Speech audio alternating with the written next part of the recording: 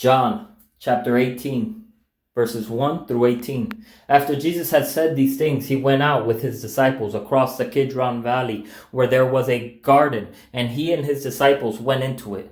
Judas, who betrayed him, also knew the place because Jesus often met there with his disciples. So Judas took a company of soldiers and some officials from the chief priests and the Pharisees and came there with lanterns, torches, and weapons. Don't think that the enemy does not infiltrate the church. Nowhere in the Bible was the devil ever scared to approach a man of God. On the contrary, he approached Jesus as he was in the wilderness in his weakness to try to tempt him. So don't for 1 second think that the devil doesn't try to infiltrate the church. And you think that church is like some type of hollowed ground where the enemy can't come and infiltrate you. Because let me tell you, in the churches there is many wolves in sheep's clothing. There's many tares amongst the wheat. And on that day, they will be separated.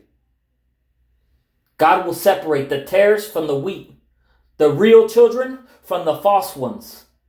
The ones who were wholeheartedly seeking him and devoting their time to him, who had their lamps abundantly full, had a spare thing of oil for their lamps. And those whose spirits were starving, whose lamps were burning on empty, and then went out. They had to go back because they weren't prepared when the Lord came. Just like in the book of Habakkuk, he speaks of the day of the Lord, that he is slow in his coming. Don't think that the Lord is slow in his coming.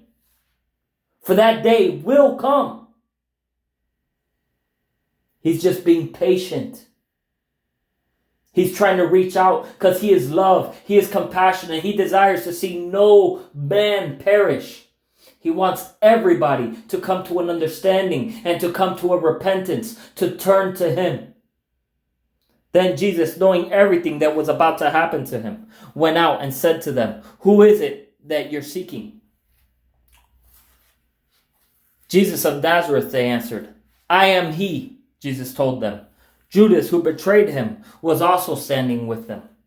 When Jesus told them, "I am he," he stepped back and fell to the ground. When Jesus told them, "I am he," they stepped back and fell to the ground. Then he asked them again, "Who is it that you're seeking?" "Jesus of Nazareth," they said. "I told you, I am he," Jesus replied. "So if you're looking for me, let these men go." This was to fulfill the words he had said, "I have not lost one of those you have given me."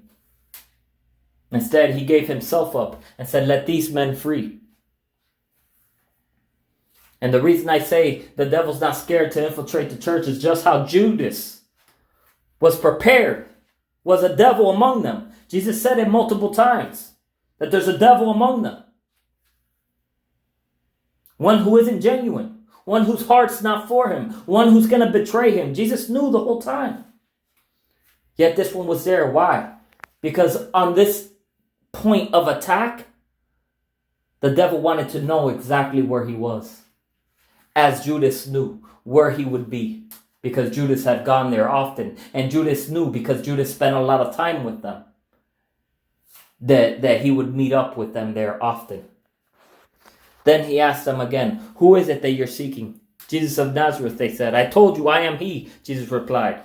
"So if you're looking for me, let these men go." This was to fulfill the words he had said, "I have not lost one of those you have given me." Then Simon Peter, who had a sword, drew it, struck the high priest's servant, and cut off his right ear. The servant's name was Malchus. At that, Jesus said to Peter, "Put your sword away. Am I not to drink the cup the Father has given me?"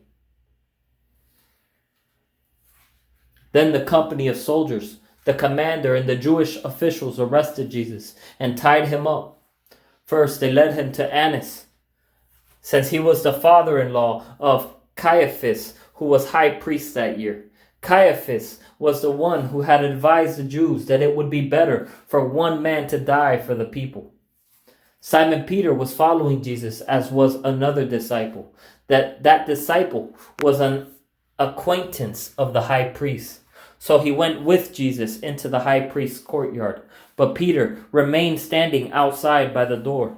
So the other disciple, the one known to the high priest, went out and spoke to the girl who was the doorkeeper, and brought